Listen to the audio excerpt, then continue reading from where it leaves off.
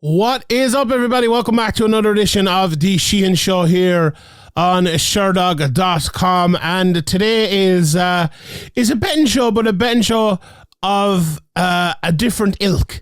We'll have the normal betting show as well this week, but today I'm going to look ahead to next year. Obviously, we just started off the year. We're a bit into the year now, but still MMA is only kind of back to getting going. But today I'm concentrating on the UFC, and I'm looking at the bets for who will be the UFC champion on the 1st of January 2024. And shout out to my guy Jedi Goodman for posting these betting lines. They're at Superbook, I think they're called. If you go over to my guy Jed's Twitter, you'll be able to find all of these lines. And I picked out my pick for every single division, and I'm going to give it to you here, and maybe we'll come back next year and see how wrong I was, which is usually the case in all of these. But today what I'm giving you, right, I'm not giving you who I think it'll be, right? Because if I gave you who I think it'll be, it'll probably be, a little bit boring, or the prices wouldn't be great. I'm giving you prices, right? I'm giving you what I look at, and middleweight was one especially, and we'll get to him, because I have these lined up now. And I want to go at him especially. But like middleweight is the one when we will get to, we'll speak about it more. But there are probably 4 guys there, maybe 5 guys if you like a bit of Bo Nickel, who all have a chance of being champion if it goes in one way or another way. And in that case, I just pick the best price, right? So that's kind of what I'm doing here. This is not a prediction show. This is a betting prediction show. So it's a mixture of who I think will be there with the chance, with the price. So that's how we should look at this, and that's how I'm looking at it as well. So let's get into it, because we have a lot of divisions, and I'll run through them pretty quickly here, and I'll talk about it a little bit, about them, some of them in depth, and some of them not as much. So let's start off at the lowest weight class, and let's talk about the flyweight division. And the person I'm going for here, this is one of the lower priced bets, but I'm going for Davidson Figueiredo at 2-1. Now we'll find out very, very quickly if Davidson will regain the championship. I think he will, right? I'm picking him to win that fight, and the reason I'm giving for him to hold the belt at this stage of next year is I feel like for Figueiredo to take this fight, even, or to have this fight against Brandon Moreno, I think he's kind of, and this could change very, very quickly now, but I think he's kind of made the decision, right? I need to stake my claim at flyweight. I need to get the flyweight. I need to make that weight. I need to forget about this bantamweight thing for a while and concentrate on being the best flyweight in the world. Also, I think a champion like this will only go up to bantamweight if he's definitely going. If he is the champion, obviously, and they both hold championships at the moment, so we'll see that very, very soon here. In fact, but I think he'll only go up if he gets a title in the weight class above, right? And this is my thinking in this as well. So if you think in a weight class above, you think of bantamweight, and you look at who is at bantamweight at the moment and who's looking about getting the title shots, right? You're thinking about, obviously, Henry Cejudo, who looks like he's favourite to get the next shot, and in Sean O'Malley. And I've heard 2 people talking here in the last while. Who was Dan Hardy one? I don't know, I can't remember, but if Henry Cejudo gets the shot, they should make Sean O'Malley kind of wait out and be the next guy in line, which, 1, I think does make sense, and 2, probably brings you to next year, right? So if you have, let's say, one of those title shots in May and the other one in, say, October or something like that, there's going to be no fight again until next year then after that. Right? Now, maybe it can happen sometimes, you can get 3 or 4 in a year. It doesn't happen that often, but that can happen. But I think that's a reason as well why Figueiredo won't go up. Now, will he win the title? Let's say he will. Let's say that's the 2-1 price. I don't think he can go up and fight for a title in 2023. That is my call. I'm not, maybe I'll be wrong. Maybe O'Malley will get injured, or maybe, the Cejudo fight won't happen, or maybe. But that's why I'm going for it. I'm going for Figueiredo to get it there. I think 2-1. Like you look at some of the other betting prices there. Moreno 7-4, which obviously very, very similar prices. We're not, these are in, luckily they're in my my prices. So 7-4 as you put down 4, you win 7. 2-1 as you put down 1, you win 2. So that's obviously very close. If it was 8-4 to be 2-1, so very close to the 2-1. Askarov, who isn't even in the UFC anymore, I don't think. He's a 4-1. Pantoja 18-1. Kai Car-France 12-1. And they've mixed up the other ones with the featherweight division for some reason. But those are the main guys there anyway. I like Manel Cape as well. He's not price, is not here, but he's maybe an outsider guy who you could think might be in the running. But yeah, I think I like that bet, and I like it as a kind of a lower price, not the biggest price bet in the world, but I think it will happen. The next one is the opposite. It's a bigger price bet, and I'm not sure if you'll actually get this price, but this is a big price, and it's Umar Nurmagomedov and going for at 50-1 to be the Bantamweight champion. Now, I'm stealing this as well from someone else because they made a great point. And do you know who was? I think it might have been John Anik maybe who made the point, or so I don't know what. I've been listening to a few podcasts over the Christmas period, and I usually don't because I'm recording myself. But I had a few days off, and I was like, I'll listen to the podcast. So it could have been a number of different people, but they made the point, right, that. Do you know who it was actually? It was my guy Spencer Kai made the point in the podcast I did with him over in Severe May. He made the point that because Merab Dashvili is kind of the odd man out in that division, because Aljamain is the champion at the moment and does look like he will either fight Cejudo or O'Malley or both in a row, like someone has to fight against Dashvili, right?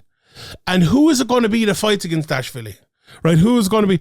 And Spencer made the point that it could be Umar Nurmagomedov. He could be the guy who is number 11 in the rankings at the moment. Let's say he even wins another fight. Let's say he was to fight, say, a Song Yadong or a Rob Font or someone like that, and climb those rankings and get to the next level. Actually, I think he does have a fight coming up, doesn't he? Maybe I'm wrong, but I think he's a fight coming up pretty soon, actually.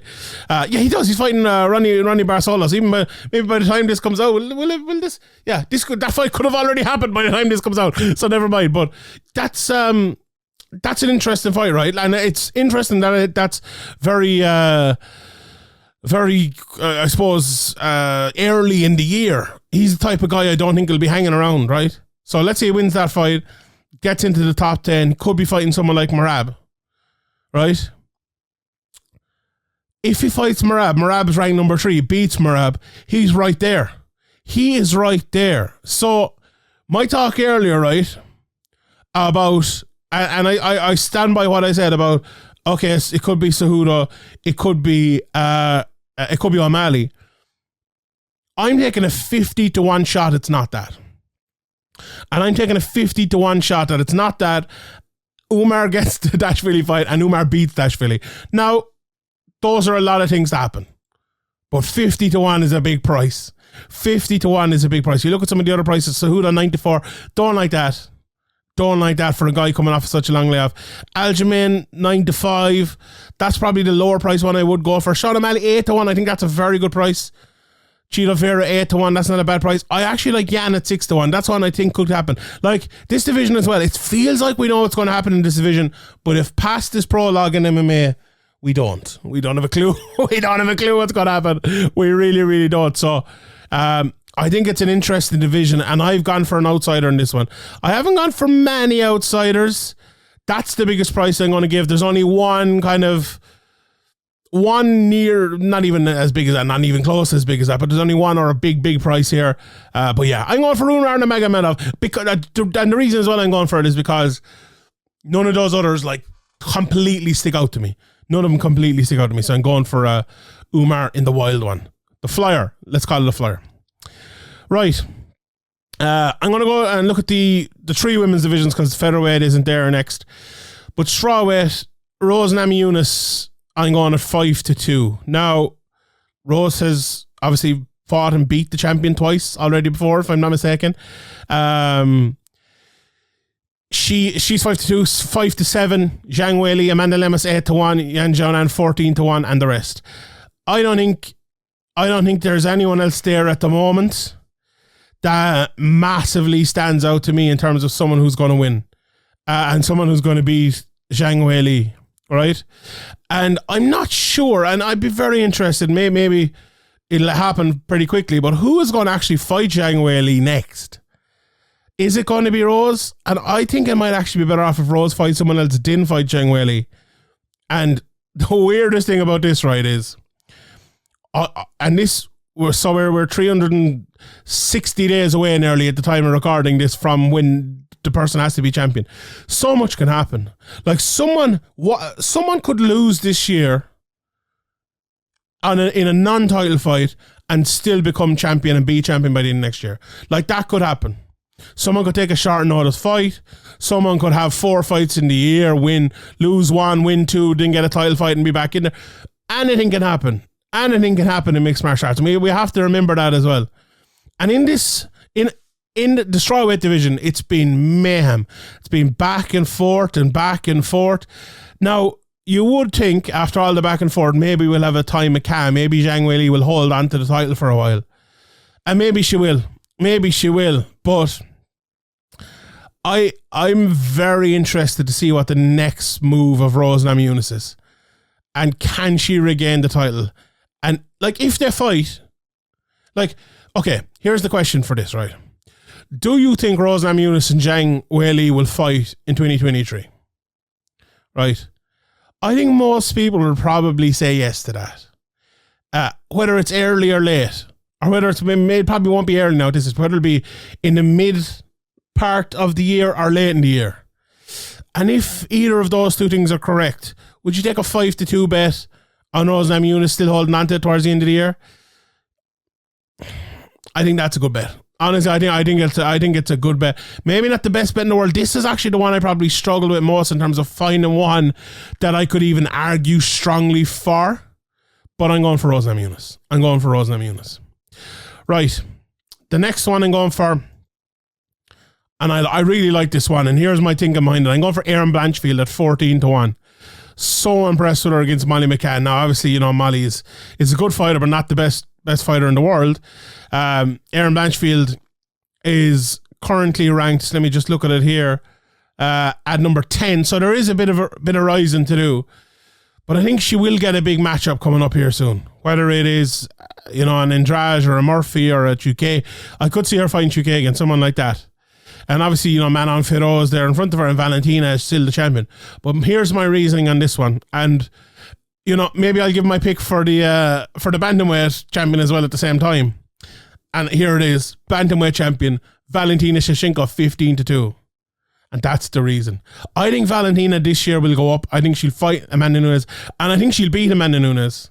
Even though she's lost her twice before, I do not think Amanda Nunes is the same fighter she was.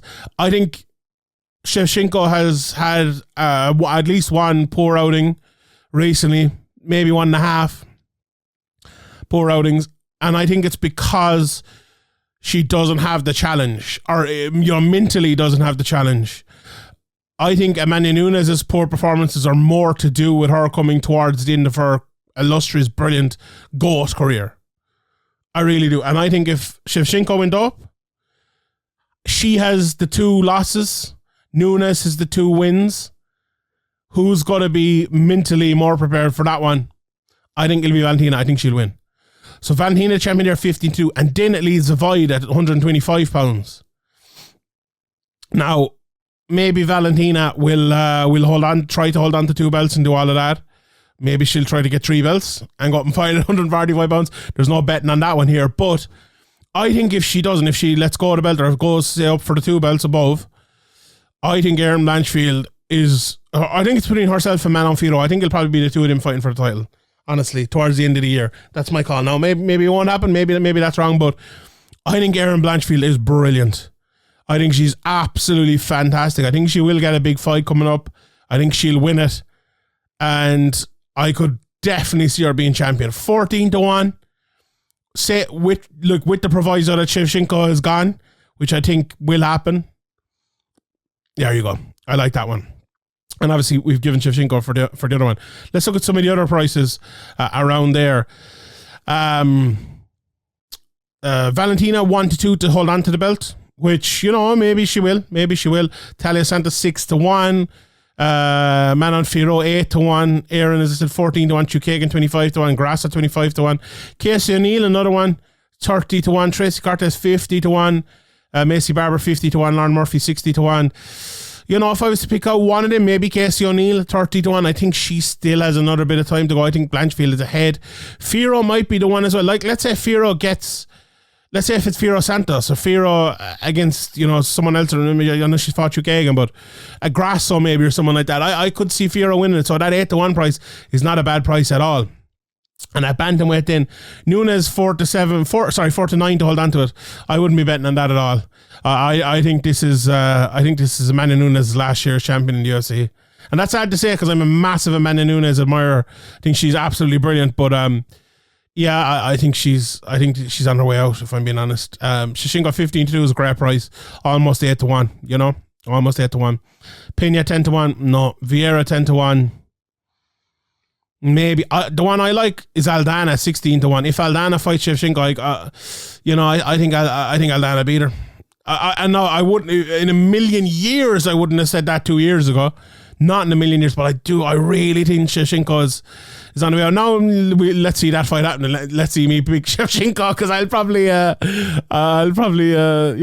back out of it. But yeah, Holly Holm 80-1. There's talks of Holly fighting in big fights, but other than that, yeah. Don't see it. Right, let's move on. Featherweight. This is my other big one, and I'm surprised it's this big a price. But Ilia Topuria is 20-1 to become featherweight champion this year. Now, this is another one like 125, 135 with the women. And maybe I'll give my other pick here at lightweight. I'm going to go for Volkanovski at 92 at lightweight because it's coming up very, very soon, and we'll know very, very soon. But I could see him beating Islam, and I think my pick for that fight will be him to beat Islam. I really do. I'm going for that fight. I'm going for him to win that. I think he'll fight someone else. I think he'll beat him. Say if it's a Poirier or a Chandler or a Benil Dariu, I think he beats all of them. I think Volkanovski is phenomenal. I think if he beats Islam, he'll beat everyone because he's young. He's fit. He's a proper sportsman as well. He's not the type of guy who'll be a double champ, go away, buy a yacht, or go away do boxing, or go away and look for more money. He's going to fight and continue to fight and fight and fight. And I think he'll do that lightweight if he wins the championship. And the reason here I'm giving Topuria is very simple. Because there's two other lads fighting for the title coming up, right? You could see him against Arnold Allen, who should be the guy fighting for the title. Unfortunately for Arnold Allen, I think at the moment, Arnold Allen is probably, outside of Volkanovski, the best featherweight at the moment in terms of what he has done and where he deserves to be. But I think Topuria beats everyone. Apart from Volkanovski, I'd pick Volkanovski to beat him. I think the further that goes, I think it'll become closer and closer. I think Topuria is superb. I think he beats both of the guys fighting for the title. I think he beats Arnold Allen. Right? And if he fights Arnold Allen, I think he'll beat him. And where's he going to go after that? He's either going to fight for the interim title, which might become the real title, or he might fight for the real title, whichever it might be. So I am going for Topuria 20-1. I love that price. The only thing is time again. A lot of these ones, sometimes we say too many fights, like one fight can happen or three fights can happen, and you might still not get it. Like missing out on it is the biggest thing, and a lot of these could happen 2 months into next year or something like that. So bear with me on that one. But I like Topuria. I really do, and I think he's the guy I'm giving there. And if Volkanovski at 92, it's all about beating Makhachev. That's a tough one. Like, you give me 92 that he beats Makhachev. Like, let's say he comes down to featherweight and stays there. Forget about the featherweight bet for a second. But he goes down to featherweight, fights there. You mightn't see him again in lightweight until November, December. He could be fighting, Benil or Poirier or someone like that. And there's a great chance he still holds on to the title, or maybe he doesn't even fight again this year. So, yeah, I think that's a good bet. Other prices there, Dariush 12-1. Makhachev to hold on to it, 4-7. Look, would you take him at 4-7 to beat Volkanovski? I don't think I would, to be honest. Maybe I would.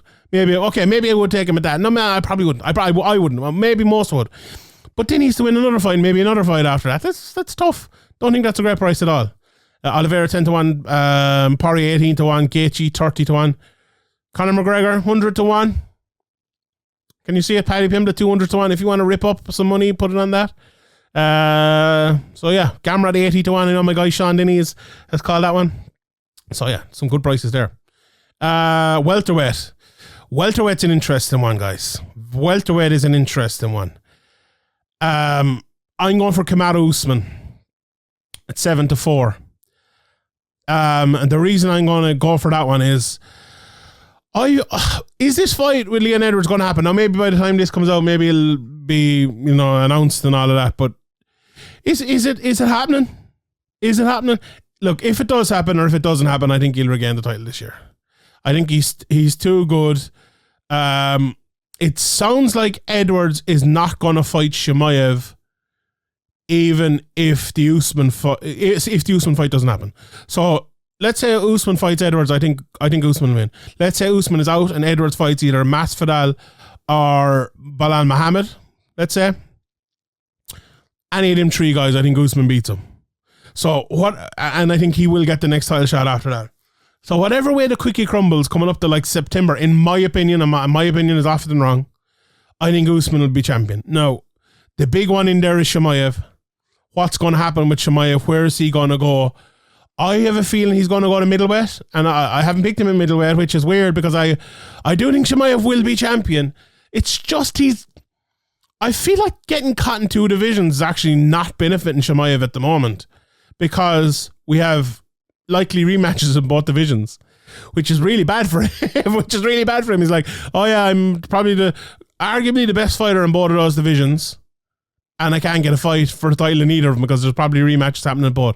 That's a very poor and unfortunate position for Chimaev to find him in. So yeah, I think at welterweight, Usman will retain the title, and also I think if he does retain the title, I think you won't see him for months. Because that's the type of fighter Usman is, I think. So yeah, I'll go for Usman 7-4. Edwards 3-1. No. Chimaev 9-2. Maybe, like if Chimaev gets a fight towards the end of the year, which I probably do see happening, he's 5-2 at middleweight. Do both of them, and I think you might have a with them bet, right? Rakhmonov 10-1. What a bet that is. 10-1. I like it. Bilal 12-1. That could be like Bilal is probably next in line, to be honest. Like the thing with Rakhmonov at 10-1, I think he's probably good enough, but is he going to be close enough in line? Like he'll have to fight Bilal or someone like that, and maybe that will happen. Jack Della Maddalena 80-1. I think it'll be too early for him this year. My guy in Gary 100-1. Conor McGregor 100-1. Wonderboy 200-1. So yeah, interesting bets there. Middleweight. So I spoke about this at the start, and I think they're the top four here. Chimaev 5-2, Adesanya 5-2, 11-4 for Pereira, and 8-1 for Robert Whittaker. Right? Chimaev. The scenario for him. Okay, I'll give you scenarios for how all of these can be champion at the end of the year, right? And scenarios that I can see happening. I think most people out here could see happening, right? How does Chimaev become champion? Okay. Adesanya fights Pereira, which I think will happen. He fights the winner and beats him. So I think if that was to happen, I think that fight would be towards the end of the year and he would go into next year as champion, right? So that might be the most likely, and he's 5-2, he's the favourite, right? Adesanya, how does he become champion? He fights Pereira, beats him, possibly holds a championship towards the end of the year, possibly fights Chimaev and holds it, right? Pereira, the exact same. He fights Adesanya, beats him, fights someone else towards the end of the year, beats him and holds a title. Robert Whittaker, Adesanya and Pereira fight. Now this is where it differs a little bit, I think. Adesanya fights Pereira. Pereira wins. Whittaker fights Pereira. Let's say Chimaev is at welterweight or something else happened with Chimaev. He's welterweight, injured, not around, somewhere else. And Whittaker fights Pereira. Whittaker beats Pereira and is the champion at the start of next year. All right. So all of those, right? I think they're all very similar in terms of the possibility of them happening. Right, considering things happen in MMA. 5-2, 5-2, 11-4, and 8-1 Robert Whittaker. Robert Whittaker is more than double the price of all the rest of them.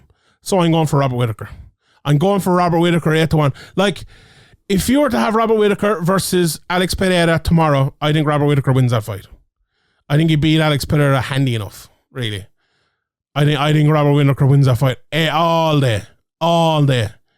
And I can see Pereira beating Adesanya again. I know my bets for the year, I gave Adesanya to beat him, and I think he probably will. But if he doesn't, we know Adesanya, like, he wilted in that last fight. He has issues, and Whittaker at 8-1. Like, my call on that is it's a twofold call as well, right? And maybe the price isn't big enough, but I just don't. The other 3 prices don't stick out to me. They really don't. Bo Nickel at 12-1 is not big enough. Just not big enough. Andre Muniz at 100-1 is the flyer I'd give here. He's the flyer I'd give here, but no, nothing else sticks out to me. Yeah, that's where I'm going. Right, last 2, light heavyweight. Light heavyweight's an interesting one, and I'm going to stick with who I think will be champion next, and that's Jamal Hill. And he's 7-2, right? So that's not the best price in the world, but that's the best price I think that is here. Ankalaev 2-1, 7-2 Prochazka. I have a feeling Prochazka will find it hard to get a straight title shot when he comes back at the end of the year. Maybe it'll be next year or whatever like that, but the likelihood, right, is that someone fights. Obviously, Glover's fighting against Jamal coming up here. There'll be another fight, and then there won't be another fight until maybe March next year or something like that. And maybe that's when Prochazka gets there, or maybe he'll have to fight again. So, at the start of next year, Prochazka to be champion, I think that's unlikely. Blachowicz and Ankalaev. Blachowicz 5-1, Ankalaev 2-1.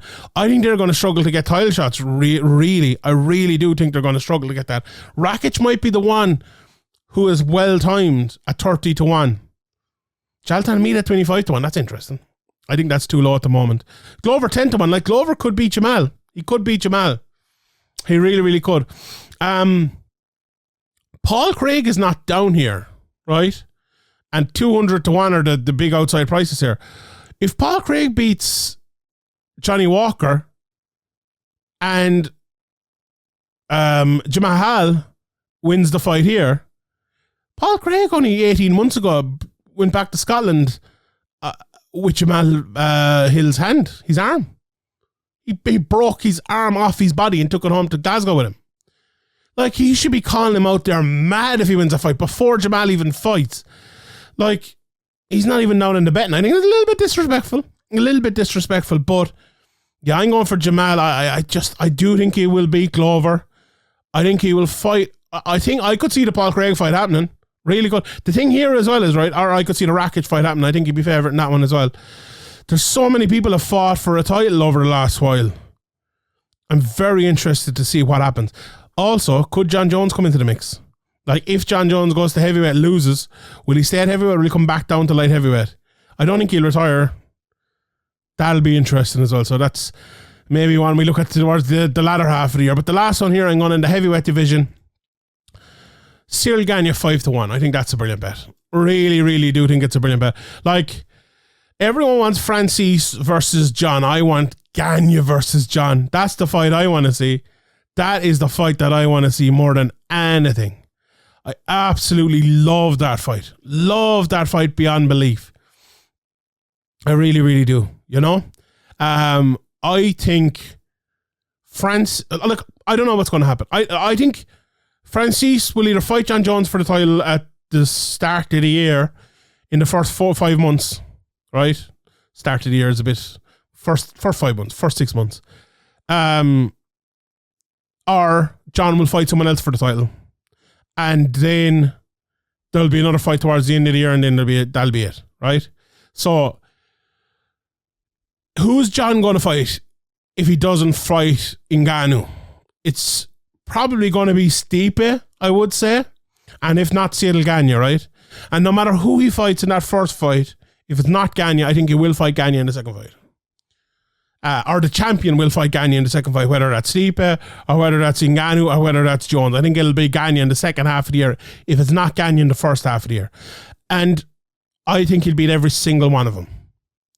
I think Gane is the best heavyweight in the world. I think he was unlucky against Francis. He could have won that decision. I think he'd beat him the second time. I think he's going to improve. I think he'll beat John Jones. I think he'll beat Pavlovich. I think he'll beat Blades. I think he'll beat A, B, C, D, E, F, all the way to Z. I think he's the best heavyweight in the world. And at 5-1, let me rip your arm off for that price, please.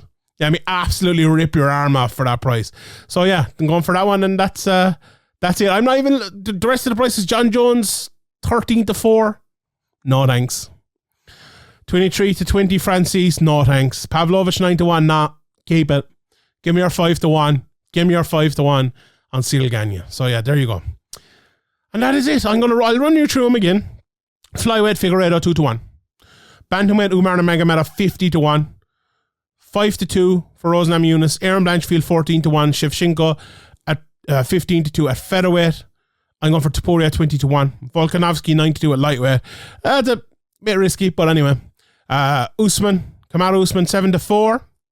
Welterweight Whitaker 8-1. Numbers game. Hill 7-2 at light heavyweight, and the lock of the year, Cyril Gane 5-1 to win and hold the title at the start of next year. All right, everyone. My name is Sheehan for Sherdog.com, and I'll see you all next time.